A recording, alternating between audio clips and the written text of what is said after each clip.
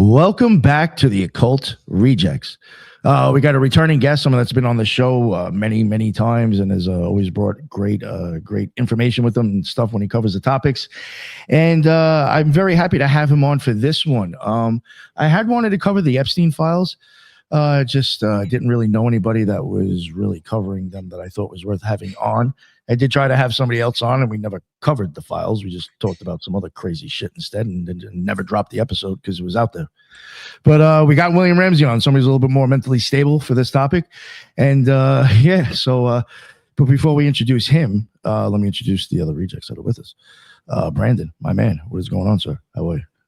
I'm doing quite well on this fine Saturn's day. Let's go deep, and let's go deep hard. That's how they say, and that's what she said. Everyone head over to Megas in the Media on YouTube, X, TikTok, Instagram. It's going everything myth, magic, and meaning in the world. It's time to battle those postmodern functionalist, mechanistic archons, and there's only one way to do that, and that's the uncover the signs and the symbols and the beauties of the world. So I'd like to thank Nick and everyone else, Ethan, everyone, just let's go hard. Thank you, William. I'm excited to chat with you. Let's do it.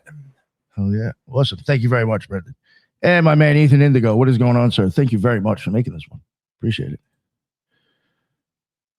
I think he's glitching. And Ethan, your mic is muted. There you go.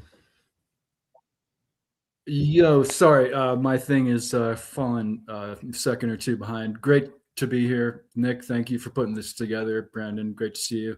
William, you always do such astounding research, so it's an honor to be here with you. I hope I can come up with a couple neat questions, if at anything. And Ethan Indigo Smith on all the usual social media. I hope people check it out, and I always appreciate communication. So great to be here again. Yeah, thank you for making it, Ethan, for sure. And William, please, for people, for the new listeners, let them all know who you are if they don't know who you are already. Yeah, I started out as an author. I published my first book in 2010 about Crowley, and then I was really a guest, and then I kind of flipped around. I worked for Ed Opperman for 3 years as a kind of scheduler, wrangler, so that was cool. And while I was doing that, I became a host, and then my podcast kind of grew, certainly over COVID. And I call myself an investigative journalist now. My podcast is titled William Ramsey Investigates. It's in the top 5% in the world, top 20,000 podcasts in the world. I've got I've actually had 6 books. I have one that's kind of a lesser book. It's called Aleister Crowley, A Visual Study, which actually becomes more important now that AI's come out. So these are actually authentic pictures, historical pictures of Crowley. People check that out. But 6 books, and then I have 5 documentaries on my Patreon. So that's basically it. And I've done a lot of reading about the Epstein files since they've come out. So I definitely think they're very important. Oh, yeah. Thank you very much for coming on again. Like I said, for this topic, I really wanted to have somebody on. I just... it was awesome that it worked out that it was you. Where do you want to go first? I do have 2 things down here. I have the one with the code words and the other one. You've got DeviantArt code words. This is the one I think that's kind of import to you because I know you're in New York, and this is about the MCC, the Metropolitan Correction Center. A lot of the parts, it's important to realize that a ton of files were dropped in late December, and then the final tranche was dropped January 30th. And in those documents, there are a wide variety of different documents. There are emails, there are intake documents to the FBI, there are internal documents having to do with Epstein's arrest, and there are also civil litigation documents. So there's a bunch of different documents, but this, to start off, are really interesting documents pertaining to what happened at the Metropolitan Correctional Facility when Epstein was put in there on July 8th. Of 2019. He was arrested July 6th at Teterboro Airport, which is where he would fly his private jets into. But I think what we know and what we're told by the media is that he was arrested and then he tried to commit suicide twice. Once was July 23rd, 2019, and then he successfully committed suicide August 10th of 2019. The internal documents, however, tell a much different story. than what the media is telling me. And I'll kind of guide you through here. Awesome. This is like the first thing of the DOJ talking about it. One of the interesting things that the Epstein files, as they were released, shows is that they just pinpointed everything on Epstein in the public, and that was it.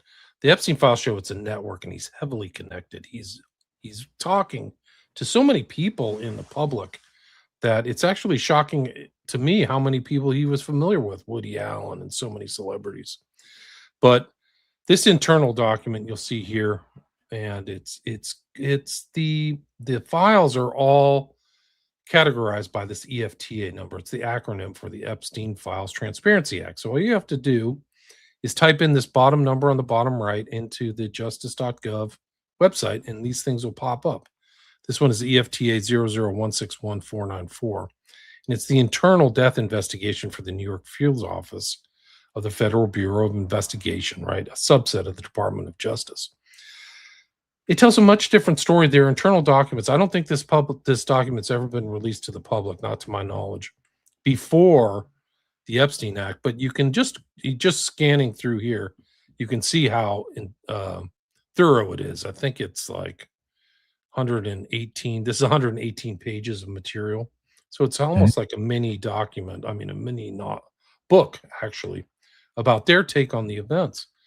And either this is faked, which they put a lot of effort into it, or this is the real story of what happened to Epstein at the MCC. And I tend to believe this is more authentic than the story that he tried to commit suicide twice. Yeah, I even was saying to you before the show, even from my experience with the way, like, I was in the one in the city and then the one in Brooklyn. Because when you're in the feds, you get sometimes bounced around, or they have you in different places until you get your destination or sentenced. So I've been through both of them, and like, yo, I mean, they really don't give you much of a way to kill yourself. Like, I'm being for real. Like, down to like, if you want to write a letter, your pen doesn't even have that plastic on it. It's like literally just the little ink thing in the middle and the ball at the end. Like, they didn't even want to give you a chance to stab yourself in the neck. Like, there is no way you're going to fucking knock yourself off in one of those things unless you're like banging your head against the wall. At that point, you'll probably knock yourself out before you kill yourself. I don't buy it. It's interesting. Situation. Yeah, no, it's interesting you say that, Nick, is because in these documents, now see if I can find them, they show him on suicide watch, and somebody's making a statement every 30 minutes. Yeah, so they are up their ass. Yeah, so when comfortable for you either, like, they're kind of like assholes to them. It's interesting because they have him on suicide watch, and then all of a sudden they take him off. So why do they take him off of suicide watch? They also show that the most important camera that covers his cell, it wasn't working. It stopped working on July 29th, which is in and of itself suspicious as heck. They also show that the camera that is working and they show to the public is kind of deceptive. It's not actually showing the actual door of Jeffrey Epstein's cell. It's showing a different door, and I'll show that on here. It's very obvious. This document right here is what they released, the FBI, after he was arrested. And if you go down to the bottom, I'll highlight it, but there's a link here. It takes you to a video file, and that video file is not the actual door of Jeff Epstein's cell.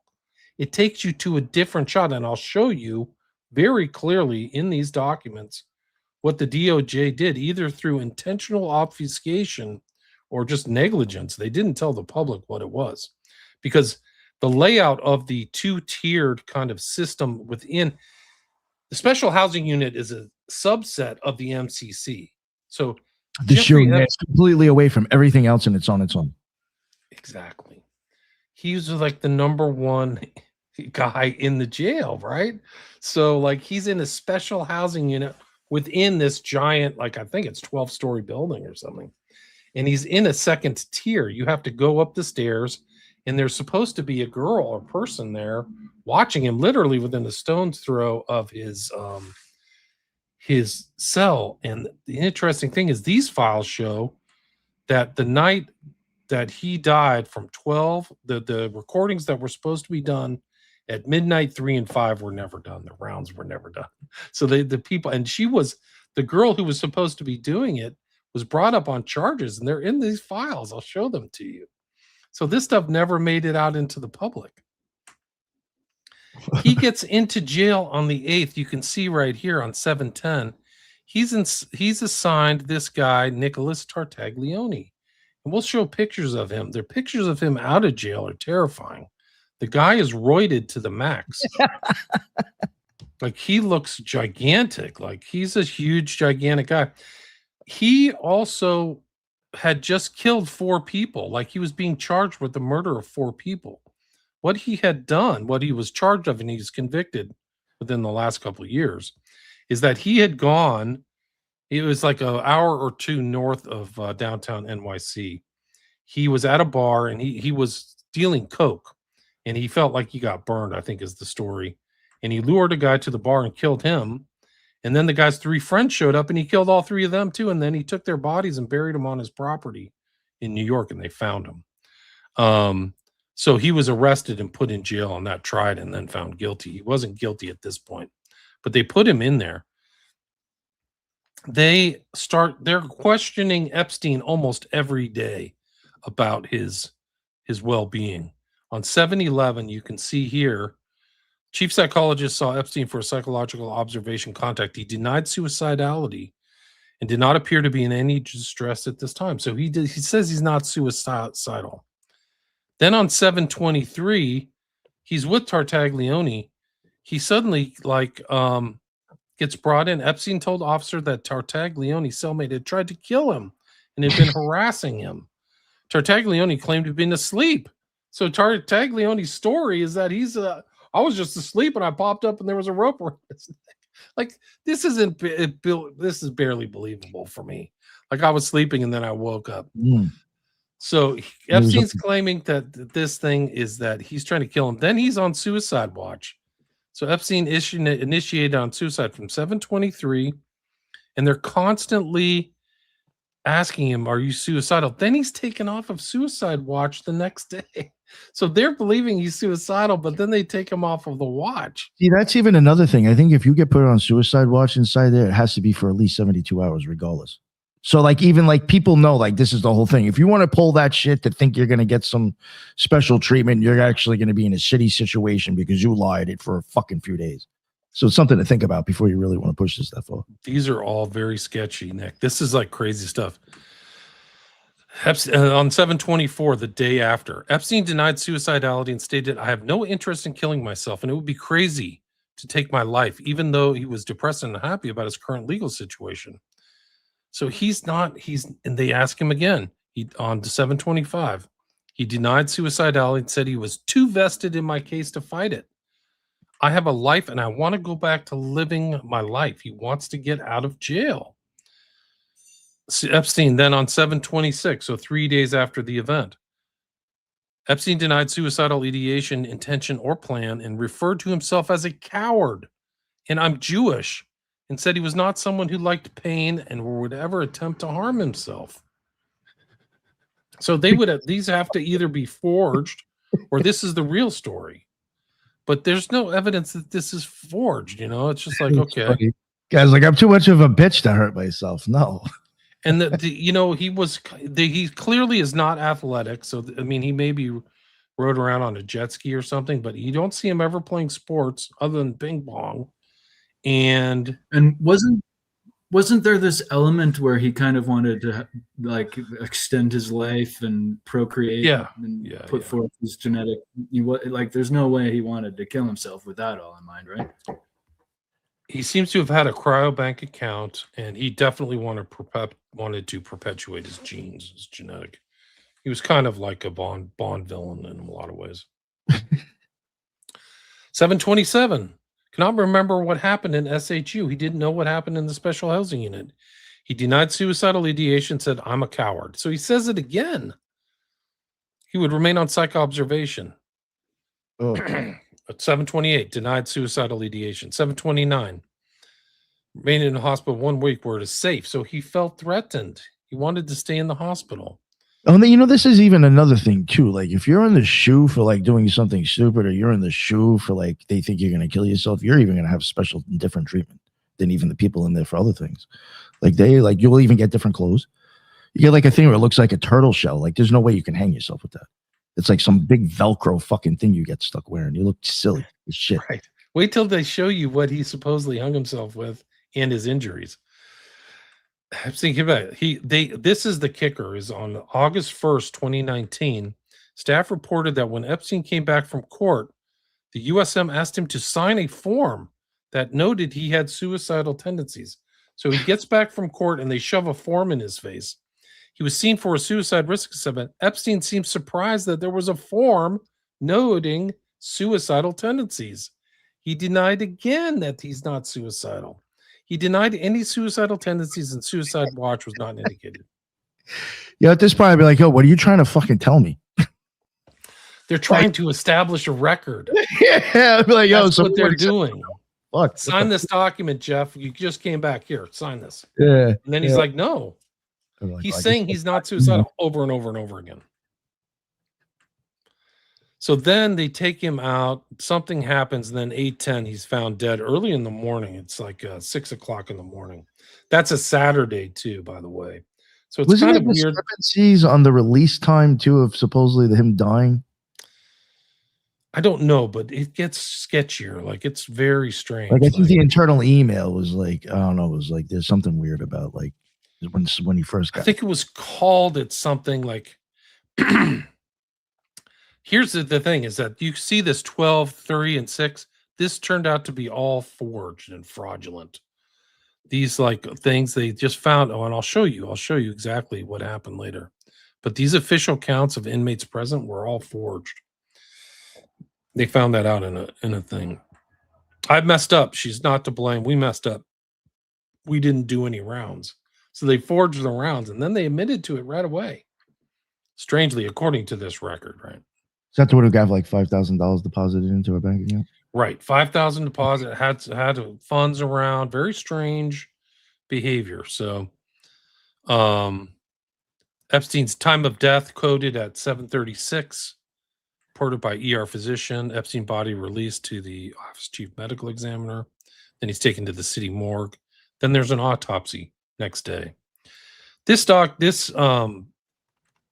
diagram is very important because it shows this two-tiered system within the SHU. Just like you said, Nick, this is set apart from the regular MCC. This is special housing. So it's it's jail within a jail almost. And what you have to do to get to Epstein's cell is there's this central area, and you have to walk up a staircase and then go by the guard station, which you can see there, right? Can you see my mouse moving? Yeah, yeah. It's funny you said a jail inside of a jail, because I remember when I was in the shoe, somebody was like, yo, you know you fucked up when you're like literally in prison for people in prison. It's like, oh, this is fucked. Right. It's like a prison within prison. Do you see where they indicate where Jeff's cell is? And the pictures will verify this. That cell is number 220. It's literally right across from the guard station. That's not very far. It's probably, 9 feet, 9 yards or something, so very close. But what's very important is to check out these camera angles according to this. Because what the government showed us and the camera angle is not the angle towards Jeff's cell. The one at the very top right here, if you see my mouse, that's the one they found out stopped working on 7/29. So they didn't have an accurate film camera that functioned for the most important person in the jail at that time, that everybody knew and was all over the media, right? Everybody was talking about Epstein. If you remember that back in the day, it's 7 years ago. Yeah. But so this is like all these diagrams are very important. And this shows where you have to go up to the SHU, which you have to go up these stairs and go through another set of gates. That's to the right here. That's the special housing unit. So you have to go up to the tier. This is an actual depiction of Epstein's cell. So he's behind another set of gates, but it's down a long corridor. Well, a corridor that seems to have 1, 2, 3, 4, 5, 6 things. That camera at the left here did not work. So this is his so-called suicide that they called a suicide. This is Jeff Epstein's body. You can see around his neck, he has a pretty intense, there he is right there. Pretty intense, like burn around his neck, like somebody got in there. Did you see that? Yeah. And then they tagged him. He's dead on 8/10. They did work on him. This on his left shoulder, he had an old tattoo. He's either just getting, maybe it was a tattoo over a, like some kind of birthmark or something, but this is also verified that this was a mark that he had. And this is the inside of his cell. It's like, what's up with all these freaking rags and everything in here? And then that's supposedly how he hung himself. This is those are the blankets that they give you inside the shoe. They're like fucking thin as shit. This is supposedly how he hung himself. They're so thin you can literally, because I've done it just to be a dick, I flushed it down the toilet bowl. Yeah. At one point, like me and my cellmate were just like anything that would go down the toilet bowl just to cost the feds Just money. do We're it. flushed. Like, fuck you. Right. It was According silly. to the autopsy, assuming these are all valid and they have the name of the person, Dr. Kristen Roman, you can see it right here if you see my highlight. His hyoid bone was broken and he had both of his ligaments in his, what do they call it? Larynx were broken. So this is very consistent, not with strangulation, but like manual strangulation, like it was done. Yeah, that's like even something I want to like mention, like from looking at the jail cell, like maybe it's not like when you're in there, maybe it's a little bit different, but like the way those bunk beds are made, like even if you tied that shit around your neck and tried to hang yourself, like I don't really think that's going to work. And second of all, it's not going to look like that mark he has on his neck. I just don't think you can pull that off in there. I don't like that. Looks like a lot of pressure and tension. And for a while, I don't think you're going to get that from hanging yourself off of a bunk bed. Like, I just don't. I don't think so either. It's going to be sufficient enough and all that. It just, to me, it just doesn't make sense. Like you're barely going to be hanging yourself if part of your body is on the, like, it's what I'm trying to get at. There isn't even enough room to really even hang yourself correctly. You'd have to force it. It would almost like you're doing some weird BTK shit where you're trying to choke yourself on a doorknob, jerking off. Like it would be like, it's like you're trying to choke yourself, honestly, to even hang yourself. You're not going to, like, how you'd have to be doing that forever to get that mark on your neck. Yeah. The story doesn't wash. But this is the internal document right here. Investigation review of Federal Bureau of Prisons Custody Care Supervision of Jeff Epstein, June 2023, Investigations Division. And I don't think this ever came public, but it's 118 pages, like I mentioned earlier. But it's an interesting read. I could probably do a show on it. But they break everything down in time, dates, times. I mean, but also these diagrams are very important because they show the angles of the cameras. So like the angle of the cameras and how the special housing unit is laid out, the jail within the jail. And what they showed to the public of the camera angle is this angle that I'll show you. This is the real angle of Jeff's cell. If this was, you can see right here on the bottom left, his cell is right where those kind of clothes are, those rags or whatever. It's not that door, but a door before it. And that camera at the end was not working. And that was the crime scene. That's what the L-tier entry door looked like. And this is his door, and that's him right there. I mean, this photograph is of Jeff. Right? So that's how you designate how somebody's in there, 220. That's a picture of the inside of his cell. That's what it looked like, empty cell. This is the door to get into the SHU. But what they did, an average human when they're standing up, sorry to interrupt you, it's like your head's already going to be like level with the bunk guy. Like you're not going to be able to really fucking hang yourself too well like that if you're already that close to the top. You know what I'm getting at here? Like it's really hard to do that. This is what they said he hung himself with. I don't think, come on. Piece of orange cloth. No way. Especially like when you know like what that's made out of. It's like, really? Like that shit is like fucking thin as fuck. It's like it's worse than like one of those hospital blankets that they give you. It's like pointless. Thomas explained when he first entered Epstein's cell, he had an orange string presumably from a sheet or shirt around his neck. So he made a string. Epstein was suspended from the top bunk in a near-seated position with his buttocks 1 to 1.5 inch off the floor and his legs extended straight on the floor. It just doesn't wash. Something about this. I think you'd have too much of your body weight still supporting you on the ground somehow, to an extent as well. I mean, even if you're trying to lay sideways, I mean, it's just I don't get it. I don't buy it. Knowing how it is in those things. He wasn't alone in the L tier. There was 2 inmates right across him whose names I haven't been able to ascertain yet, and somebody else there. So if they're not doing the rounds, all you would have to do to ace Epstein is open those doors together and let somebody go in and do the job, right? Oh yeah. Like that's all you would really have to do. This is the news. This is what they're suggesting is the news, Nick. They don't even state that this is it. The inmates won't even know what's going on either. Nobody was really going to be able to see anything. You know what I'm saying? In a jail within the jail, guys. He's not in general pop at all. They probably would beat him up because he's a pedophile too. So that's always. Oh yeah, for sure. For sure. Unless they sent him to Fort Dix, then he'll do all right over there. There's too many of them. But these diagrams are very important because they show the cameras. This is what they showed the public is this angle. This is not the correct angle. This is to outside of the his cell. This is what they showed the public is figure 6'4". Well, his door was also 220, right? It's not even in the right number. Right. This is what they told the public was it. There's 10 hours of video shooting just to the center of the special housing unit. Why did the government show that? They're lying. They're obfuscating or they're bungling. They're just showing you the CO's bubble, and that's it.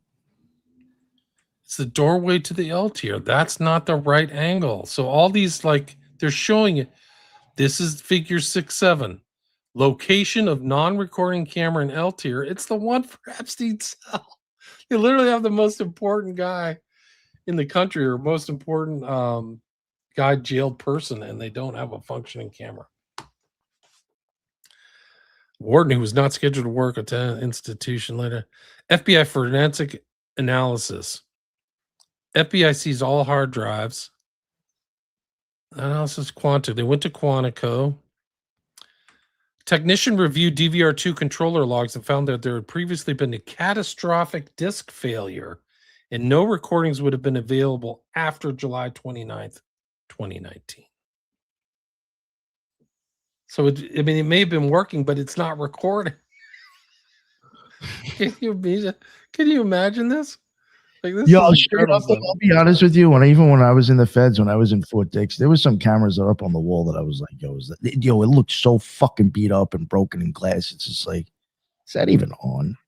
Like, does that even work? Is anybody paying attention? Like what's the morale and stuff? Honestly, like I'll tell you what, the shit that I saw that went on, they can't be, because it's unreal. The fucking wild shit that goes on in prison, believe it or not. It's wild. So these are the pictures of the first event, which was called the Jeff Epstein suicide, right? They don't even verify it in the files. They just say possible event. They don't say suicide. I mean, they're like using wishy-washy words. But it happened at 2 a.m. and he looks like he's asleep, like he's been drugged. Like, why doesn't he pop up? He looks drugged. They took pictures of him, front, back, the whole bit. And that's Tartaglione. That's what he looks like. So that's his. Your point about drugs, wasn't he into these rare psychotropics that had like a memory loss the scopolamine? Yeah, scopolamine.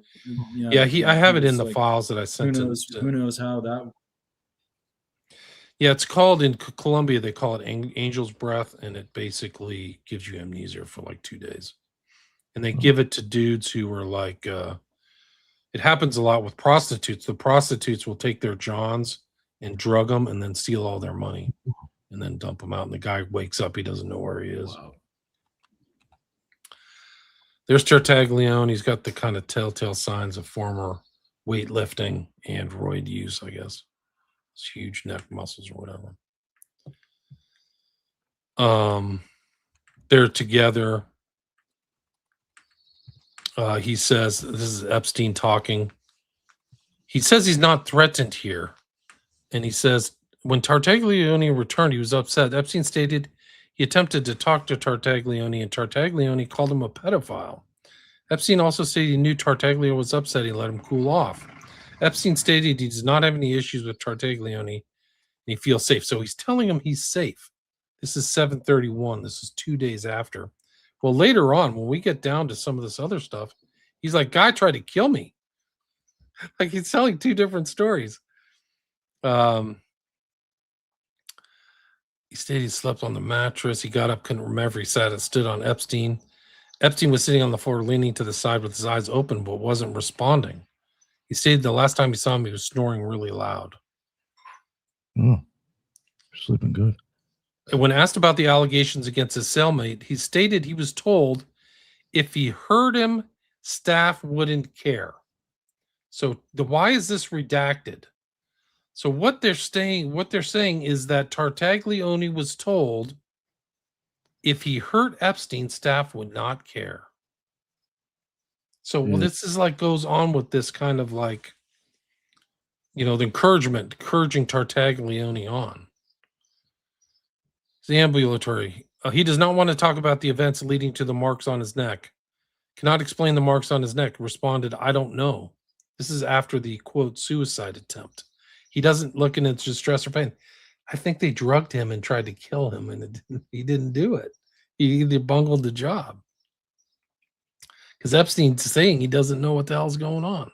You can read this for yourself. Like, it's all these reports there, and this is like timestamp reports of how much information is going back to the top. It just shows how like onerous these timestamps are. There's like 600 pages of it. And we go back to like this whole story. There's more pictures. The funny thing about it though is like if you're in prison and you're like, I think someone's trying to hurt me, they'll put you in the shoe for protection. It's like he's already in there. Like what are they, where else can you go now? Like just a different cellmate. Like you're already where they would put you for protection. I asked inmate Epstein what happened prior to staff's arrival. He stated approximately when he got up to get a drink of water, he remembered walking back to his bunk. He didn't respond when calling out. He only remembered hearing himself making a noise like snoring. He didn't remember something. So let's see. This thing is way too long.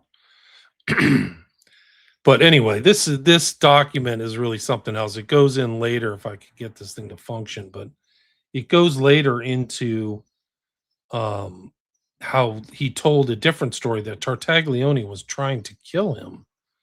Now I can't see if I can get into it later.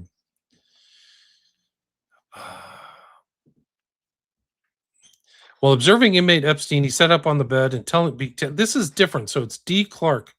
It's Lieutenant Anderson, right? He says this is a different story than what Epstein's saying. While observing inmate Epstein up on bed and telling me that he thinks his bunkie, Tartaglione, tried to kill him. Inmate Epstein also stated that his bunkie also tried to extort money from him and stated if he didn't pay him, he would beat him up. He stated it's been going on for a week. So once he gets somebody from the outside of the shoe, he starts telling him a different story. I asked inmate if he told staff about this, and he told me no, that he'd only told his lawyer. So he's not telling the staff at the jail. He went on to say this bunkie told him that if he beat him up because of his charges, the officers would not report it. And because of this, he was not comfortable telling the officers about the prolonged threats and alleged attempts to extort him. I immediately reported this to the lieutenant. None of this made it out to the public, to my knowledge. This is also important. These are documents, and you can just check out these numbers. They're right there. They're in the documents. EFTA 000-52885. G Operations Lieutenant. One thing I will have to say, I mean, I guess maybe it'll depends on the relationship or the intelligence of the dude that was locked up with him, but he does seem to tell him a little bit more than I think he should be. Like, who comes out and admits all that? Like, it is a little weird to even be telling him all that. He's afraid. He doesn't want to tell the housing staff because he knows that people, if they kill him, they don't care. So he's got to find somebody who he can kind of let know. This is like another. I'm inside of the cell. I noticed Jay Epstein was snoring on the floor of his cell, appeared to be asleep. We made several verbal commands to him to wake up and to get him to his feet, but they were all unsuccessful. This is consistent with somebody being drugged or something going on. Like he doesn't pop up. He's not fully conscious. After said attempts, Lieutenant Anderson asked for a stretcher to retrieve and safely remove him out of his cell. Now on the stretcher safely out of 9 South Special Housing Unit into the awaiting elevator. So they have all these records of like what happened on 7/23. I called out to inmate Epstein and observed him flicker his eyes and continue snoring. His neck was red with no abrasions. I observed no further injuries. An attempt was made to get the inmate to stand on his own with negative result. He couldn't stand up. The inmate was placed in hand restraints and staff was directed to retrieve the stretcher. I mean, it's just, he doesn't even know because he's either drugged or like knocked out. Here's all the like times of people coming in and out. But I think later on in this document, you can see the elements of like, here's his hanging suicide. They go in all his medications, methylprednisone, insulin, docusate sodium. I don't even know what that is. He had some other guy, Efrain Reyes, was supposedly there. There's no record of him, so I don't even know what the heck is going on with that.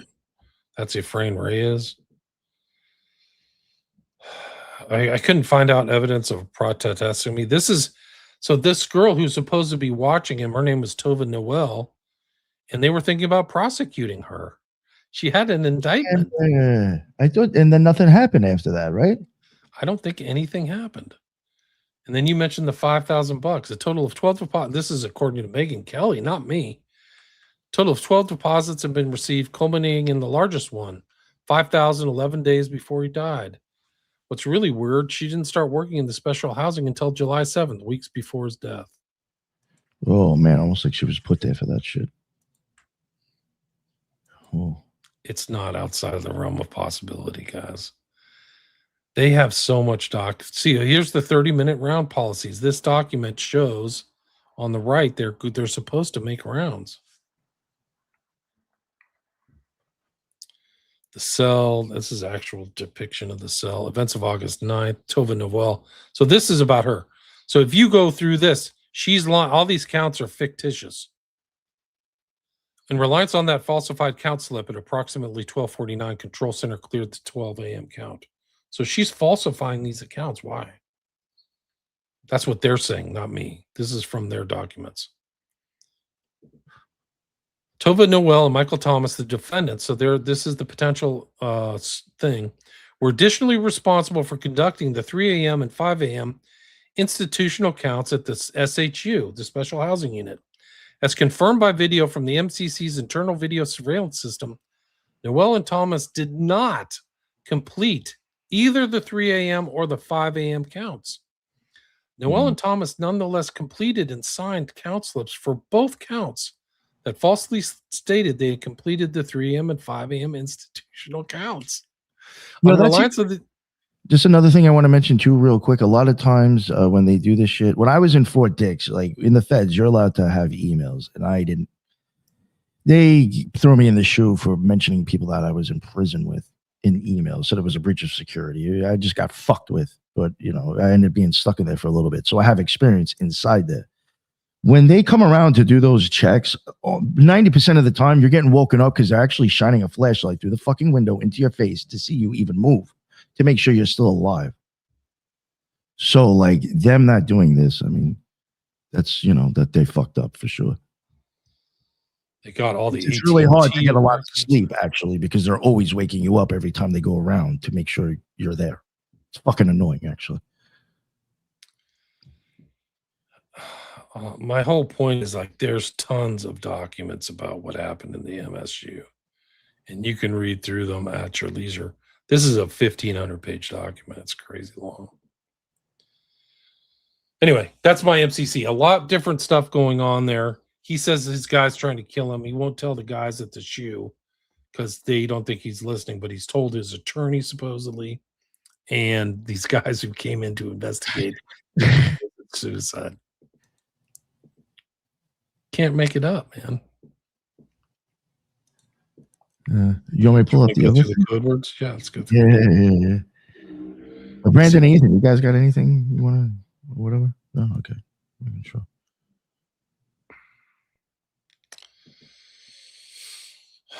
Epstein code words. These well, are I guess I do. Thinking about it, something fascinating that I find about these documents, even if it's not fascinating directly about the documents themselves, is how before all this, we all know that he was being held previously in an actual police department where he got to do whatever the fuck he wanted to do for such a long time. And then he was re-indicted back in 2018 or whatever it was, the last time before his death. So it's really fascinating that out of nowhere he became scared. For what reason? I have no fucking idea, because he felt like he was untouchable, but now out of nowhere he was in prison, and then he was thinking like he's just going to try to talk to people about how afraid he was in the cell, in the shoe, within the shoe. I don't know. It's just something odd about the whole thing. And then all of a sudden he, commits suicide. Obviously he was killed, but that's not even obvious to me. It's not obvious that he's actually dead. It's not obvious that any of this in this even document, this is so easily like falsifiable, so it's like, I'm not saying anything about you, William, but it's so fascinating that how like all these documents are coming out and yet we're still missing like fucking 300,000 different pages. And so Trump's only released half of these documents because obviously he's in them along with all of his friends. I just listened to Lutnick being interviewed by Congress right now, and he's like, I will only talk to the special House committee. She's like, no, we want to know now. And so I find all of this so suspicious that it's like, what do any of these documents any mean? And it's so boring that the average muggle doesn't want to fucking look at these things, because it's like, what is like if you can help me, William, understand for myself and the audience why any of these documents matter, I guess is my question. That'd be great. There's a lot of these files that were never made it to the public. So all these documents, the civil litigation files, the emails, the information that was coming into the FBI was never investigated. Yeah. And never publicly investigated. So even the files I show you were all internal. I don't think they were ever proffered or presented to the public so that people could figure it out. Right. And I kind of stated at the intro of our talk, the public thing is that Epstein tried to commit suicide twice, but those documents, why would somebody fake something that's totally different story that made it look like somebody was trying to kill him and set up a fake story about him wanting to be suicidal when he's saying, I'm not suicidal. Yeah. So like they would continue the cover up. So they would just like write some fake documents and say, yeah, he was suicidal. He was wrecked. We had a psychological eval that said he was trying to kill himself any way possible, choke on the food here. Yeah, but that's not the case. So it doesn't make sense that they would actually fake these. If they were faking the documents, they would just say suicide. No, Tartaglione was trying to kill him. He's saying he's trying to kill him. And then he turns up dead on a thing where they're thinking about prosecuting the person whose job it is to watch him and keep notes. And they're saying that that's not happening. Yeah, it's fascinating. And I'm going to bring this up from my angle of kind of what I hit it from my channel. Is the idea is that we are always being told different things in our media, like shows like Blacklist and all these different that kind of like whodunits when there's a deep state and there's some special crime bosses, and then you get all this interlinking. We're starting to realize, as we all know, as the curtains fall on all of this stuff on the clown show that's going on, is that they're like things are usually stranger than we can ever imagine. And so it's fascinating that the mafia crime bosses and the three-lettered agencies integration with the governments is that it's just even though the names are different, they follow different rules, they all use each other interrelated. And so the government uses the mafia uses people like Epstein, because Epstein wasn't just, it's like everyone wants to state that he was working for the three-lettered agencies. And it's like, no, like the three-letter agency were working for Epstein and the people that he is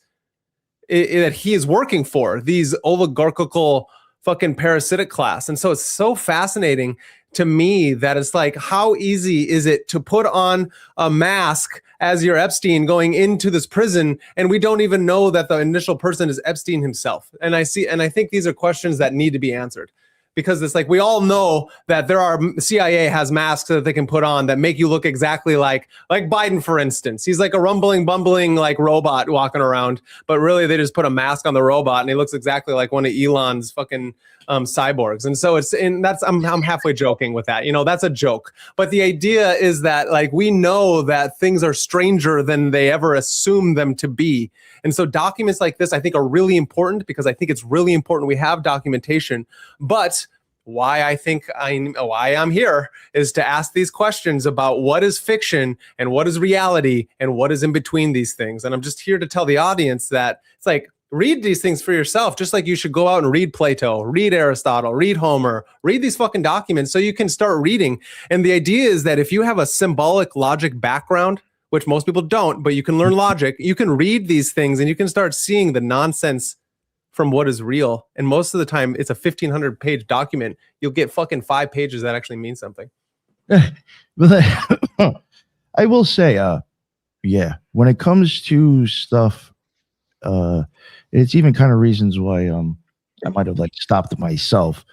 Perfect example. I have William on for it because I do think it's interesting, but for me, it's not worth my time to go into. Yeah, I agree. But like, I am very much kind of starting to question a lot of stuff that is being declassified to us. Because even with certain occultists, not to get into like which ones, but like, if it wasn't for the CIA or the Fed supposedly handing us paperwork, their names wouldn't be repeated every fucking day.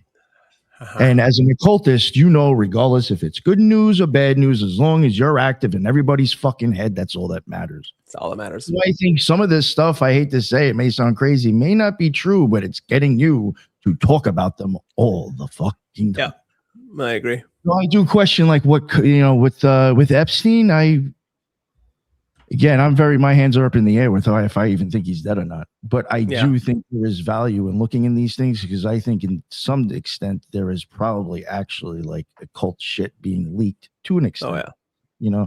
I think there might be some value, but I understand where you're coming from. But I do think, like, I do want to know what's in these things as well, though. Yeah, no, and I do too. And we've been listening, and I think this is all fascinating. And it's just nice to kind of take a second and kind of take a breath and remember the occulted nature of our reality and how important it is to know that like our black ops departments are 30 years ahead of what we have right now with our iPhones and our computers, 15 to 30 years. It's like there are 15 to 16 to 17 scientists have died over the last year, like talking about deep technology that things like Epstein were working on with these three-letter agencies across the world. And so it's really fascinating that these documents, it's like, if he was in prison, because we always have to steel man the argument. And so it's like, I'm steel manning this. This is real. These documents are real. Epstein was in prison and he supposedly committed suicide. Okay. Obviously he didn't commit suicide, because that fucking the Michelangelo bandana that he wrapped himself around and then hung himself supposedly, that's no one can even jerk off to that. So it's like, you know what I mean? It's like, you can't even asphyxiate yourself to allow that to even do anything to you. And so it's so fat, you could just rip that, let alone a 200-pound man in a small prison cell. So that's what I'm getting at. Like, it almost doesn't make sense for that. It doesn't make any sense. Doesn't make any sense. I wanted to add something too that actually is very much like exoteric occultation. I've heard in New York City prison system, and this understandably was a federal building within Manhattan, but in the New York City prison system, the corrections officers will put forth the idea that they don't really want to report that there was a fight. And there's this phrase hold it down, which in kind of, I used to understand it as like being tough, holding it down. In the prison system of New York, it's like, you're going to hold it down. You're not going to say you just got beat up, because then I'll have to file forms and there'll be more problems type of thing. So it's almost like an implicit kind of inclination to occult or hide what's going on by the corrections facilities. Like as it says, he was afraid they wouldn't do anything. I would even say just the whole scenario, even if you want to start looking at it like in some crazy way, it's very Kabbalistically, and I think even occult. Even when you want to start looking at the colors that are involved with the prison stuff and who he's attached to. I mean, the guy, the only thing you're going to get in that situation is orange clothes and orange blankets, and you're attached to the orange man, who in my opinion is like the Hode or Tahuti. Like this, not to get, it would be a lot. And then when he's, you know, in Suicide Watch, he's got green on, which would be Netzach, which would be right next to Hode as you go up the tree to fucking die anyway. Mm-hmm. Yeah, the next position being the Tippereth, the rising, and the dying. Yeah. And then I would even see the jail cell as benign anyway. Right. Yeah. No, that's fascinating. And if you have to get really deep into it, but I see a lot of Kabbalistic shit that even make you think that death is the fucking end result anyway. Yeah, it physically is. The idea is it's supposed to happen non-physically, so you can actually continue to live your life a higher man. But if you're inverted like this, you have to be given up for the next sacrifice. Shout out Dr. Heather Lynch. She'll be on the Occult Rejects this upcoming week, and she's definitely somebody we need to talk about all this stuff, because she's coming out with spit and fire about the Epstein ball, all these connections with Trump. So, yeah. All right, sorry, William. You're fucking sorry. It's important to contextualize these documents. Like, why are they here? How did it happen? And it's important as Podesta was, and the whole spirit cooking was back in 2016. I will even say this just real quick too, William. Sorry to interrupt you. Some of these things, like you're showing how like things didn't get released and this and that. I even think that could be a sign of a cover up, and there's paperwork didn't get done correctly, and like things just got fucked up. So I would even think that's just showing there's an issue regardless. I just want to throw that in there, like trying to, you know, just to kind of riff on your theme, these files are occulted. Look at the redactions. There's redactions. So much. So, exactly. Yeah. It's black too. It's like, why didn't you do it in a different color? Yeah. And also, they stated when the files were released, they stated that 2.3 million files were kept from the public because they contain death, torture, and child porn. Yeah. So we only have 3.3 million, and they're leaving the public to go through it all and try to ascertain facts from ones that aren't redacted. I have a document that's 100 pages that's pure redacted. Like, it must be just whopper. Like, they actually released something that was total redacted. Yeah, and as Kash Patel is coming out to us telling us that there's like Epstein didn't work with anybody. There's nobody else on those lists. It's like, how do you have so much shit and then nobody else is on that list? That's fucking wild. The straight up lies. It's incredible lies, and gets me all fired up. Let's go. It's part of the cover. That's part of the cover. This is just one file. We just went over this MCC file, but it's like this is one of many files that they're keeping the truth. We don't know. I don't know. Pull up this file for me, will you, Nick, please? It's just the one that's all blank. This is it. It's just purely redacted. Wait, remove this one? Oh, yeah. Oh, shit. Yeah, it's 388 pages. This is just a screenshot. That's actually a page? That's fucking bullshit. That's so crazy. You can go to this EFTA number and type it in. It's 388 pages of pure redaction. What's the point? You know, what's the point of coming out with They're that? putting Like, it in your face. They're gave it to occultists. us. Yeah, I know, right? Trump is a magician, man. He's putting it in your face. Here's the thing. This is like, I think that you can really analogize what happened in 2024 with 2016. If you remember, the Podesta emails are what led to Pizzagate, right? Yes. And so, and Marina Abramovich and the people got freaked out by the spirit cooking. If leading up to this, when all these guys were going out, whether it was Vance, Trump, these other people, everybody wanted to know what was in the Epstein files, in the Epstein list. They kept saying the list. We're the list of the perpetrators. they didn't know what was in the totality of the files. And every time Trump would say, yeah, I'm interested in releasing it and we're not going to have any new wars, right? And so then he gets into office, he elects Bondi, which should have been a huge tell to everybody because she was the AG in Florida when Epstein's in Florida and nothing happens. So she gets brought into DC and she kept saying, the files are on my desk. The files are on my desk. We're working on the files. And if you remember on February 27th, 2015, they had that huge, it wasn't a huge, but they had this influencer event with the white binders and said the most transparent thing. That was supposed to allay suspicion and be a fake release, right? Do you remember that? Oh yeah, all the right wingers got these things. These conservative LARPers got all that shit. Yeah, yeah. And so, but it was just trash. It was stuff that I had already seen back from 2018 that was in Giuffre and Maxwell's files. It wasn't anything new. And during that time, the FBI in March, right after that, they started redacting the files. They weren't commanded to. They were undergoing, the Trump administration was going through its own redaction process independently of anything else. And there was directives specifically saying take out celebrities, presidents, and perpetrators. So they were going to release it all. And once that started happening and Bondi started delaying, if you remember this, it was all going through 2025. She's on Fox every day. I'm working on it. It's on my desk. There's no way it's on her desk. It's like 18 terabytes of stuff. One of the huge tells from all these documents is all the redactions. They had hundreds of people redacting stuff they didn't tell the public about. They've redacted so much stuff. It's incredible.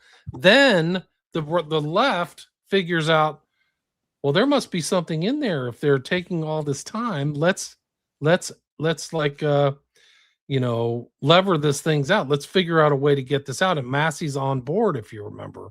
Who's like a betrayer from the right.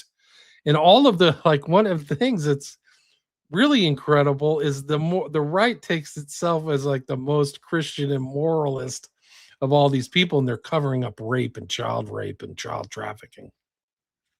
And some of the stuff did come out. I mean, we can go through the civil litigation files. They will blow your mind. But so then this passes Congress, and they're literally, if they don't follow litigation, like the legislation, they're breaking the law. And it said to bring them out in like a month. And so then they were forced to release it. And then they let her go. Then they fired Bondi. Her work is done. And they covered everything up. They're not going to release anything else to the public unless Congress passes another bill, which I won't hold my breath. But that's the arc of how these documents came to the public. Podesta was leaked. Podesta's emails were taken from the DNC, and then that kid died, whose name I can't remember. Seth Rich. Yeah, Seth Rich. So that's the kind of arc. So they bounced around. They're very, very, very important documents. There's so much information here, and the stuff that wasn't redacted is because the people who are doing the redactions don't know these code words, and that's the whole thing. So they think they're literally talking about jerky and pizza and grape soda, but they're talking like freaking mobsters about stuff. That's a good one right there. You can go back. This one is like, this is a document that came to Berman. This woman's asking great questions. They actually kept her name unredacted. But like, what could be buried on that island? Drugs, money, young girls, babies, staff that intended to reveal Epstein's secrets.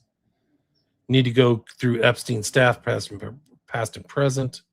What a nightmare, feeding dead bodies of girls and their babies to sharks that swim around on this island. And she's right. Epstein was not only a molester, pervert, and child molester. He was also a rapist, pimp, pander, torturer, and maybe a murderer of his captives and their babies. So I'd say, I mean, you want to say like, oh, this is questionable. This is what's in these files. That's what people are talking about. That's how serious it is.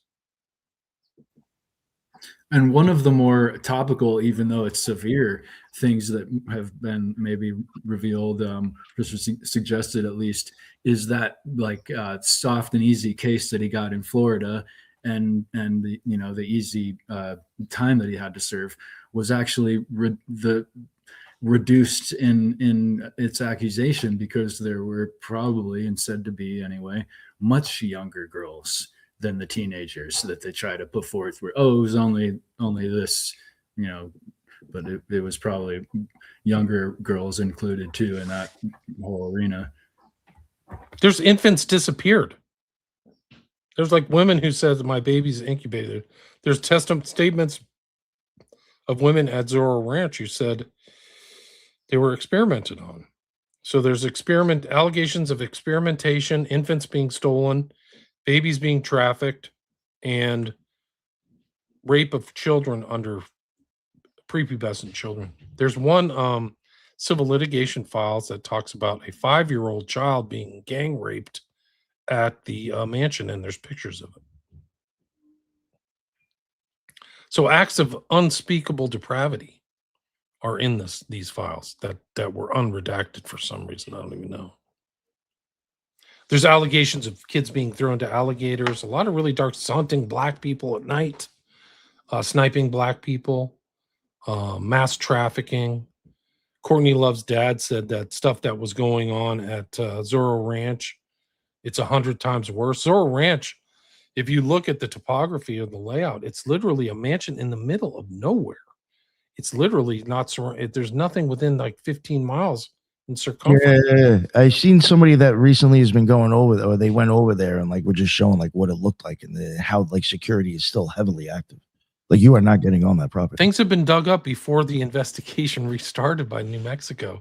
The New Mexico legislature thought things were serious enough that they passed legislation that granted a new investigative team $2 million to look in the events of Zorro Ranch. They're trafficking people from Mexico and Juarez. And if you look into the Juarez femicide things, it's not that far from where the Zorro Hell Ranch was. Zorro Hell Ranch is like east of Albuquerque, south of Santa Fe. It's maybe like 300 miles from the border. Jeffrey Epstein, according to these documents, was in Juarez. He was in Mexico. And he had like operators working for him, special forces people he's associated with. They're talking about special forces, ex-FBI agents working for him. So yeah, these are important documents. It boggles the mind, the connections that he had to royalty and intelligence and I think a lot of that was from Maxwell's father, Ghislaine Maxwell's. Sure. Yeah. Well, it's almost interesting that how we think Epstein was the main leader when who knows, you know, especially with Ghislaine's father, Maxwell, being so deeply integrated into Mossad, CIA, and everything like that. So it's like we always want to think the man is leading the woman, but really, who knows? We know a lot. We know a lot about Robert Maxwell. And in these files he's mentioned. And Epstein specifically writes his life was ended. Not verbatim, but he says he seemed to know that Robert Maxwell was offed. And Maxwell had ties with all intelligence. He had ties with KGB, MI6, Mossad, and possibly the U.S. He's really a master spy, and he plays them all off against each other. Well, then isn't there? No, I was just gonna say, isn't there like the Terramar project with Ghislaine Maxwell, which is a nonprofit project found and everything that they're doing in the ocean, which then ties to our disclosure, you know, with like what are these things coming out of the ocean, and is that where our interdimensional or extraterrestrial UAPs are coming from? And so there's all these weird overlapping. Anyway, Ethan, I didn't mean to interrupt you. Oh no. Thank you. I was just going to add something that probably a lot of people know, that Ghislaine's father was also involved with the publishing of our scholastic textbooks for many generations, I believe at least. Pergamum Press, the place where Satan sits. Yes, thank you, Jugs. Yeah, we actually did, I think, a 2-part series on that. Pretty impressive, yeah. Like, and the scientific community, like he controlled a lot of like what got published, and that's pretty dangerous. Oh yeah. Yeah. Do you want to talk about an interesting occult kind of tie? Is that Ghislaine Maxwell's sister is married to one of Jack Parsons' cohorts in the Suicide Squad. Have you ever heard that? No. No. So there were 3 guys in the Suicide Squad. It was Parsons, Foreman, and another guy whose name I can't remember right now. Molina was his name. And they got the nickname because they were blowing stuff up in the Arroyo in Pasadena. And this third guy's son married Maxwell's sister. And she's associated with the Santa Fe Institute, which is kind of like, I would call it the Esalen of New Mexico. Okay, so Christine Maxwell, one of Ghislaine Maxwell's twin sisters, is married to Roger Molina, an astrophysicist whose father, Frank Molina, was a member of the Suicide Squad. A pioneering rocket scientist in the 1930s at Caltech. His group was nicknamed the Suicide Squad because the earlier experimental rockets tested were volatile and dangerous. And then bring it to the fiction base of the Suicide Squad for DC, which is the high-level villains that they're then used to go out and do the bidding of the government and the Black Ops department. And so fascinating how we take from our reality into fiction and back and forth. It's like, what's influencing what here? It's not many degrees of separation from Parsons to the Maxwells. That's just it. One of the interesting things about the Santa Fe Institute is they have a huge obelisk. They have a huge monolith as part of their kind of like statuary on their site. Not a lot of elite people and stuff like that. It's pretty interesting. That's a whole nother story in itself. But Epstein would make donations to the Santa Fe Institute. So he was just always at the cutting edge of kind of like intellectual ferment in the US, much like Robert Maxwell. Very strange. Anyway, I don't know. My slides don't seem to be working on here. Let me change it over here. Yeah, I'll go to the next one. I can't even read this. Let's see. Oh, this is the one about like rape by George Bush 1, type of ritualistic sacrifice. Oh, jeez. Cut with a scimitar but left no scarring.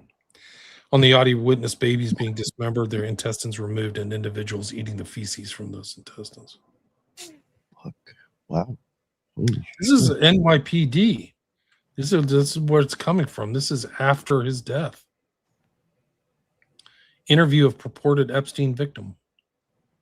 Who? Yeah, that's the FBI. This is the one where they're possibly hunting black people. Oh, come back. Oh, sorry. Yeah, it's like nothing. Snipe hunt is over. Moon crickets and field bag. Field bag is a specific term to hunting. Like a field bag is that burlap bag. That remember when we did that show about Lisk, about Huerman? He put his victims in a burlap bag like he was hunting them, and that's like a reference to that right there. So are they hunting black people? I don't know.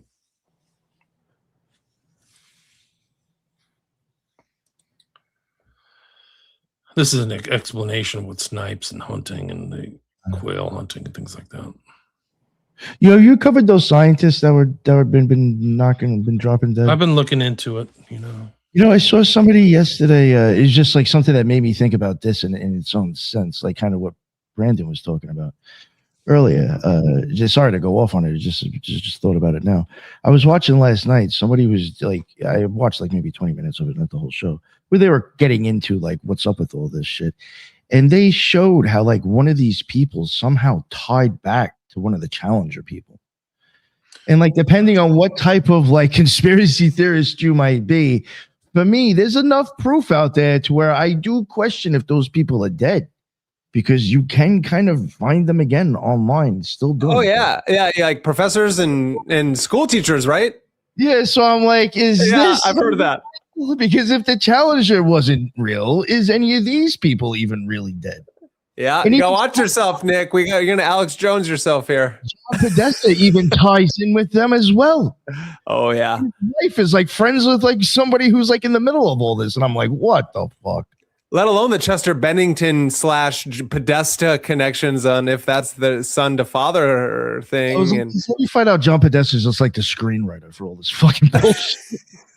yeah. Oh yeah. Silken Study brings up the death of David Wilcock too, who is kind of tangentially maybe related to the scientists. People are speculating. If you guys looked into, he was asking if you looked into that one. Well, I mean, he owed the IRS millions of dollars, let alone was scammed by some corporation that it was taking. Yeah, millions of dollars to the IRS, they're saying. And has been scammed by some place that it was taking also millions of dollars from him. And he already, I would state, is more mentally ill. And Gaia TV just knows how to bring in the mentally ill individuals and basically Scientology them. And so they take weak-minded individuals, just kind of push them out there because, I mean, he's been crazy from the beginning. Even in my younger hippie days, in my younger 20s, I was all like, that guy, Edgar Cayce reincarnation. Can we talk about this? The Cayce. Yeah, how do you extend yourself with over millions of dollars? That's just it's crazy. Yeah. All right. Yeah, when you mentioned this before, I was like, wow, I have not heard that word in a long time. Yeah. What? So does Moon Cricket come up in the papers? Yeah, I just showed it. It's in that email. Yeah. Gotta go back. That's it. One more forward. I've actually never heard that term before. I don't know if that's my ignorance or... It's a dated term. It's an old racist term. Yeah, that's old. It's like from the South, is my understanding. It's like, what was that? Is that moon? It's like, why can we just leave the crickets alone? I mean, like, why do we make it into a racist with the crickets? With anything. It's like, leave them anyway. Leave the crickets out of my house, but like they're outside for a reason. Oh no, they are. No, they are. No, that's aggressive. That's the theme of these code words. They're using code words a lot. Yeah. Of course. Yeah, it's crazy that they're even saying that phrase at all, right? It's like, and that's in the emails that you just pulled up, right? Yeah, he mentioned it before, and I was like, "Fuck, I haven't heard that in a while." That's fucking crazy. I was like, I wonder if they're using it for that reason. Here's Cream Cheese Baby. Somebody explain this to me. This is from Epstein to somebody. They redacted his name. Why would you redact it if they're just talking about cream cheese, right? Yeah. Like, who cares? I just want to have a bagel with cream cheese. There are millions of babies, very little good vegetable cream cheese. What the fuck? Yeah, I've seen some stuff. The obsession with the beef jerky and the cream cheese, it would seem, is so alarming. It's definitely something. Go back to that earlier email, will you, please, Nick? Read the one before that. Before he sent it. Oh no, sorry. Go the email on the chain. LOL. I don't know if cream cheese and baby are on the same level. It's okay. There is still enough time today. Trying to schedule a priming for 5:30. Fuel explosion 9:45 p.m. We'll bring a new engine startup video. Fuel explosion. What? Oh, yo. I was just thinking how interesting it is. They want to make us believe that like we're overpopulated, even though if you travel across the United States, there's just hundreds of miles of nothing going on at all times. And hear me out. This is just me talking, but it's this idea of like, look at they're in Santa Fe, right? Nevada, or in New Mexico. There's nothing for, it's so fascinating that like the kind of experiments that you can do when no one is around, because of you own massive amounts of swatch. Like Bill Gates owns hundreds of thousands of acres around Denver and all these places. And so you can just do crazy shit when no one is noticing, especially if you're the one running the satellites and the panopticonic overwatch of all things. It's fucking crazy. Yeah, this is code words. I don't have any idea. So this one is weird. The next one, yeah. This is somebody, Johnny Grass, explaining in it. It's coagulated milk inside of livestock stomachs and intestines is how cheese was discovered. He's saying what they're talking about eating coagulated mother's milk from the intestines of freshly killed infants. I guess, I don't know. Jesus. No, I heard that. This is diabolical. Should 2GAEE. Should I drop off your cheese around 3 or leave at 3:01 for someone to pick up? You have to remember, Jeff is rich. He has private chefs. He never cooks. There's never pictures of him cooking. He gets everything handed to him, breakfast and everything. He had this thing where he ate a bran muffin every morning. He had very specific things. You have to have the bran muffin. These are the things. You put it in the microwave for 25 minutes. You serve it to me. And they have rules for the house too, which we could go through, which are really annoying. But you serve it to me with the spray on butter, and that's what I eat every morning at 7 a.m. So what's he giving you crap about cheese? Not to like hop on it, but like some of the weird shit in here, like you wonder, like, is that even like really happening, or is that whatever? I covered, like, I think it was 2 weeks ago. It wasn't a detailed thing because I didn't really want to get into it and make it too shocking because it was just disgusting anyway. But there was this guy who was he was a dude who did puppets on like some sort of like Christian type of PBS type thing, and he I don't remember exactly how eventually they found him or caught him, but he ended up getting caught with like a fuck ton of child pornography, and I think even shit that like tied to the church. But like the most disturbing shit that they found on this guy is that they found him in these Yahoo chat groups, and like he was having detailed. People want, you can go back to Sword and Scale episode 20. They go into it very detailed. Fucking, I couldn't get through it the first time, believe it or not.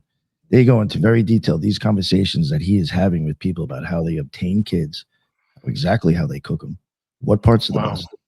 It is fucking disgusting. Crazy. So why did they do it? Why did they do it? Religious fucking sick freak. You know what I'm saying? This isn't even somebody who's got money and can pull this shit off whenever they want to. I mean, they were even going into like, oh yeah, you just go to trailer parks, and they're like, the lady was even saying, oh, these white trash parents aren't even watching their kids; they're just hanging out in a fucking playpen all by themselves. And you just grab the motherfucker and leave. I was like, what the fuck? Yo, that's awful. One of them was a female that he was talking to, and she was the vicious fucking one out of all of them. And I'm like, yo, like, don't you have any motherly instinct at all? Like, you were a sick fucking woman. Oh, disgusting, dude. It was insane. If people want to go listen to that shit, it's fucking wild. So it happens. That's what I'm getting at. It may sound sick, but I mean, even regular motherfuckers who aren't tied, at the top of government do that sick shit. One of the interesting thing about Epstein, then it's in the files, they said that he didn't have any guilt. He had a no guilt reflex. So just, the criminality of all different types, sex trafficking, financial fraud, drug trafficking, killing people, whatever. He just didn't care. It didn't affect him. I mean, and most likely these people have some kind of mental hormonal missing part in their brain nervous system towards how they relate to reality, because that's pure psychopathy. Oh, you're like a defect. I hate to say it. You're a fucking super defect. Yes, you're a defect. Yeah, the human population. Yeah. You're fucking born wrong. Yeah, I agree. And then it goes to saying, it just goes to the idea of how then important it is, right? If we're I just want, just for everyone out there and even us here, is like why it's so important to get your house in order, learn how to become the hero of your own adventure, because until you actually confront the shadow within and the monster that sits at your doorstep, and I'm talking about the one right here and right here, you can't understand what's going out in the world. And it is, even though Jordan Peterson went off the handles, something that he always said was the idea is that men who have gotten their own inner monster in control are the ones who keep the ones that are out of control in check. And so it's like, that's why the masculine is the actual self-actualized masculine who knows how to wield a sword and shield are very important in our society, which is then why there's also all these other psyops to break down the masculine in our world. And so I'm just always trying to push that message of like, get your fucking mind in order, learn how to wield a sword, and learn how to control the monster within, because that's true courage. I'm glad you said that because I was going to point out a little tidbit of the Bannon Epstein interview where Bannon asks him, "What do you think about people comparing you to Satan?" and or something like that, and he's like actually offended, partly probably just because of him having no empathy, and partly because he's like, "Hey, I thought you were setting me up for an interview where I look good there, Bannon." But he says, "Oh, you're smart and you're devious and you're manipulative," and he had never even considered that he was had any shadow aspect to him, which is crazy. Bannon's an interesting character. Yeah, I'm gonna end up doing a whole stream on it because I've just got done reading Teitelbaum. There's this gentleman by the name of Benjamin Teitelbaum, and he takes it a little far for me in the political realms, but it's War for Eternity. This book is fantastic. And it really breaks down the underlying inverted occultism / esotericism that is moving through all of these circles. So to rewatch that Bannon Epstein 12-hour interview and to know that these are two individuals who know more than the tomfoolery that you think Steve Bannon is, it's a bunch of smoke and mirrors. Oh, Steve Bannon's rallied for Epstein at one point, basically. Oh yeah. Fucking very weird. But you got to think of all the chess games that are going on, though. It's so interesting. Being that I have affinity for cannabis, I looked up cannabis in the Epstein files, and it was mentioned, but only in relation to buying cannabis stocks. At one point, it was a really hot thing to get into, and to that. He and his acquaintance or business partners or peers were super into investing into weaponry, right? And these type of business, you can tell how war is prolonged. The Eternity War was that the title? Oh yeah, War for Eternity. Yep, War for Eternity. Yep, nice. There's more cheese stuff here too, huh? Melted. Sure is. This is one of the weirdest and strangest ones because they're redacted, but he seems to be watching something. And it says, "Torture. I am still waiting and watching the melted cheese drip smiley face." I mean, it's just purely disgusting. I mean, we get it. Okay, let's move on. Okay. What's that? It's too small. Sorry, William. That's the one thing that is that you can't blow it up. What time is the hamburger do-over? Oh, jeez. Are they having hamburgers again? I'd like to go on your hamburger tour with Hanson. Maybe they really are going on hamburger tours. In-N-Out Burger. But why don't they say where they're going? That's a bad joke. That's a bad joke. In-N-Out Burger. Yeah, well, Luke called to see big conspiracies about that place, almost like pizza. Of course, as there should be. Yeah. Fuck that place. Yeah, right, with that fucking name in.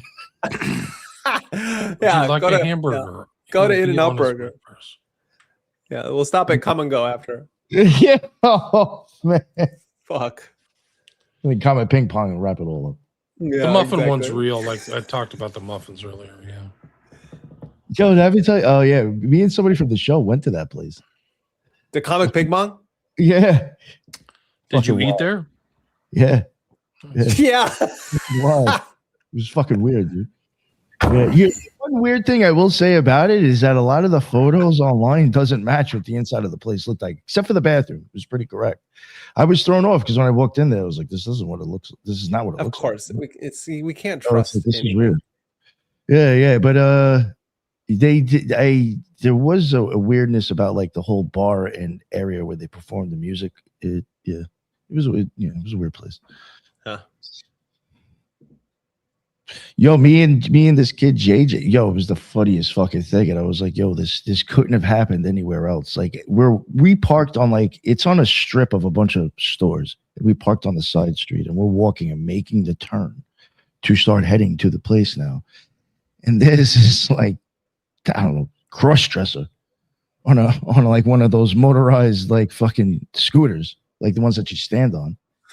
And it's standing there with its pocketbook, and it pulls out it's guess a number from 1 to 3. It just looks at me and JJ as we're walking up, and I'm like, what the fuck is this? I'm just looking at it, I'm like, and we're starting to walk the corner, across the corner. I was like 2. I just said something just to see what the fuck it'd say. Yeah, of And course. it goes to pull out like a calendar and starts to ask something else. And JJ's like, "Oh, we ain't got time for that." And we just started walking, but and then he like throws a tiff and gets on his like little scooter and goes. Yeah, and I was like, of course we ran into that going to comment ping pong. Like Yeah. it was just so fucking unreal. It's kind of like you're on acid walking around, and it's like a magnetization for the fucking crazy people. That's what those like. It's like sectors of hell on Earth. Fucking wild. Yeah, all right, sorry. Muffin Man, the Muffin Man. Now we got muffins. Yeah, I already talked about that. He actually did have a muffin recipe. Oh God! Can you go to the next one? Yeah, that was it. 3 extra large eggs, 3 cups dark brown sugar, olive oil, bran, wheat flour, flaxseed. What the fuck is digestive bran? I know This what bran the is. one, yeah. That's The what. next one's a tell. You mean a soft, radiating glow? You mean radiating a soft glow with the look of bliss and excitement? Yeah, that's the pizza. Yeah, you know what happens when I eat pizza? I fucking get bloated and I feel like shit. You know, that's not like any pizza I've had. Yeah, especially when you start getting older. Send Yeah. to Bobby. Yeah, and who sends emails like this? You know what I mean? My emails are strictly business. May I bring in your slice of pizza to you? That may be right. I don't know. Respectfully, Daphne. Yeah, from Scooby-Doo. Daphne Wallace. Massage was another one of his code words. He really didn't mean massage. It meant sexual abuse. Well, that's what it sounds like from some of the stories. Thanks, Leslie. The chicken matter touches my heart. Dick Cavett. Here's his code words. Oh, Jesus Christ. It's from Dissident Media. Oh, fuck. Walnut. How do we deal with the frozen tuna? Like he's really interested in that. I have your cereal, Rothschild. You're super rich. You have a investment fund of $160 billion. I got your cereal. You at 10. Right. Yeah. These guys, it's like these guys aren't going to their fucking pantry and just pouring themselves a bowl of cornflakes. Yeah. That's what I do with my super rich elite friends who eat caviar, beluga caviar by the gallon. Yeah. Got your cereal. This is weird. Waterboarding with ice cream.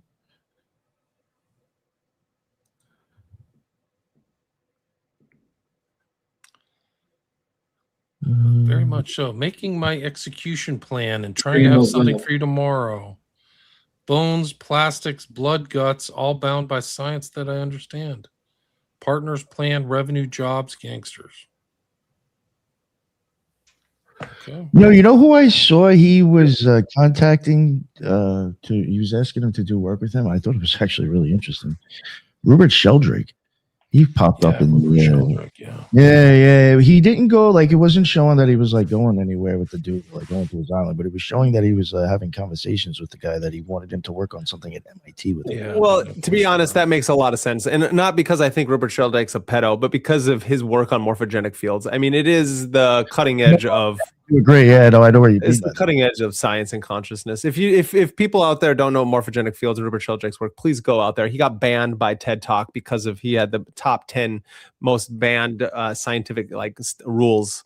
I watched that shit. It was fascinating and brilliant, and I'm sold on it. He did a whole video series about the telepathic nature of not just animals but humans as well, and the interconnectedness with morphogenic fields. It's beautiful. Well, no, I thought it made sense even from an occult angle. I was like, I would use the fucking guy too if I wanted to do some weird shit. Of course. I mean, I want to interview him for my channel, and I'm not fucking anybody. You know what I mean? So many times, dude, to get that guy on. I've tried so many times. Okay, we're gonna try again. Yeah. I told him I was going to. I was like, dude, every 6 months, I'm just going to keep asking until you get tired. I told him. Good. All right, next one. Peter called Guy and asked him if they killed the deers, and Guy said yes. Get the dead deers. Why does he pluralize too? That's the other thing. Crash Little C. Little C Crash stuck on the rocks. Sea toad here. So what is that supposed to be, a deer that crashed on the that's dead on the, like what? Yeah, I don't know. Frozen food. Gear is frozen food. Mark Lloyd is finance. Lyndon Lee is many companies. Hyatt is sex slave.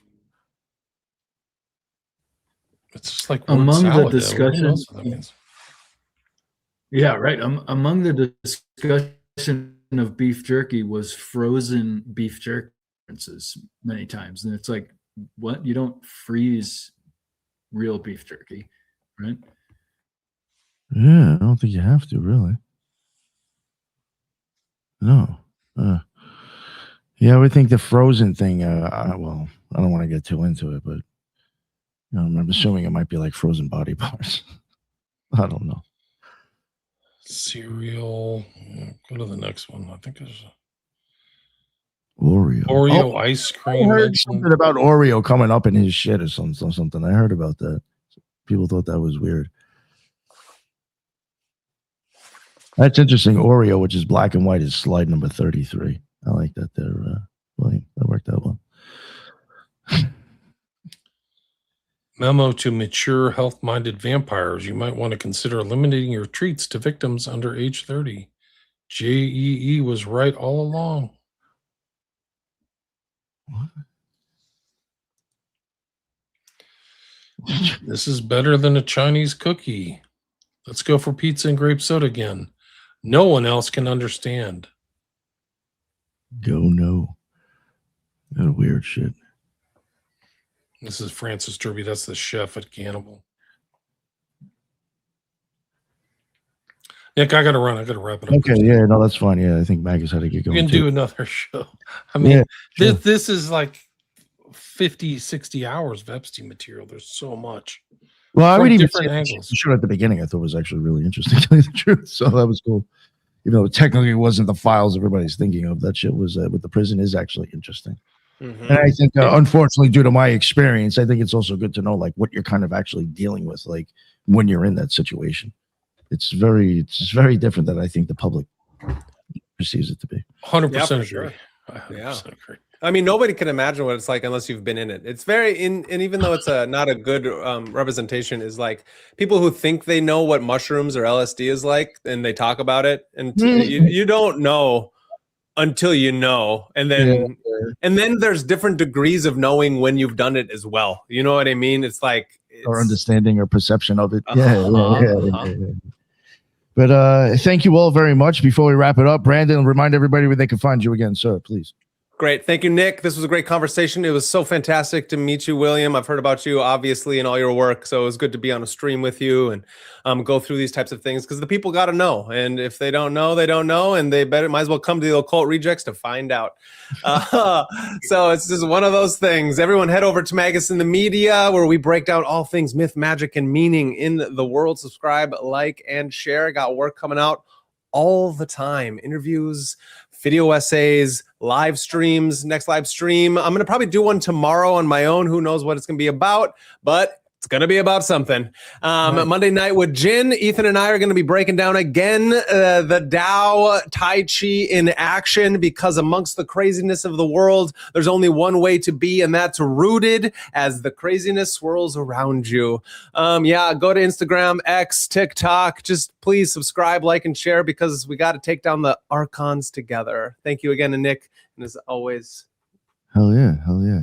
Definitely go check out that show with him and Jen. Besides, not even from them, I've actually heard from a lot of people that shit is fire.